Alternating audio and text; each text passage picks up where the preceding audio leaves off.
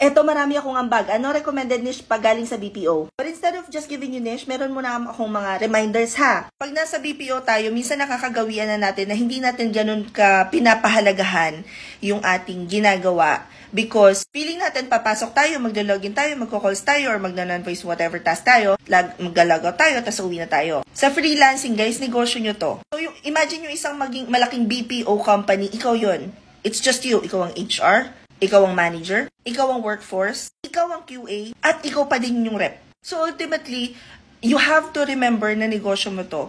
So wag mo nang dalhin yung mga mali nating ginagawa sa BPO. Pagdating sa, alam yun, ay mga pandaraya ng oras. Yeah. Kailangan ko muna sabihin yan before ako sumagot sa mismong question because ito yung napapansin ko. Kasi doon sa client ngayon ni Papski, ang daming mga taga-BPO na natanggal because pumipitik. And I'm like, huwag niyong gawin yon kasi hindi lang kayo ang affected. Kapag yung mga clients na to, na malmaan sa mga ginagawa ng mga alam nyo na, hindi na sila dito mag-outsource. Pupunta na lang sila sa Pakistan, yung mga mas mabababa pa ang presyo ng services ng freelancers. If they're not getting the same quality na, alam niyo yun.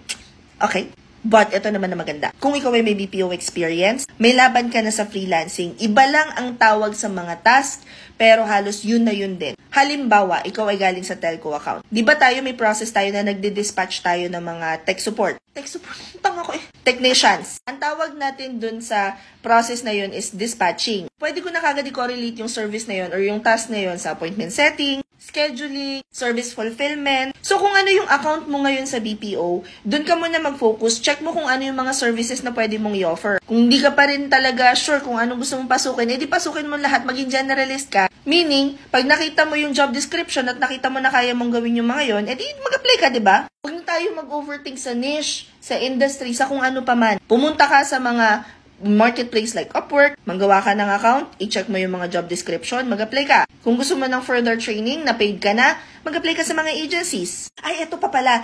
Eto, reminder din lang. Kahit na may position ka na sa BPO, pag nag-apply ka, pwedeng diretso ka na sa management, yes, pero very limited. So, wag kang picky. Hindi pwede na, ay, ganito yung sahod ko sa BPO eh. Kung mag-freelancing ako eh, dapat ito na sahod ko. No, magsisimula ka ulit sa simula. Because working sa corporate versus freelancing is a different kind of animal. While I always say na wag mong ilimit yung sarili mo, wag din naman tayo masyadong aggressive sa game plan natin. Kailangan open-minded tayo. Pwedeng pag galing mo sa BPO, account manager ka na, tapos pagbalik mo sa, pagpunta mo sa freelancing, pag-transition mo, magko-calls ka ulit. Because that's life. Basta kailangan open-minded ka. For sure, marami akong malimutan na. So comment any questions you guys have about working from home. Follow for more work from home. Chismis. Bye!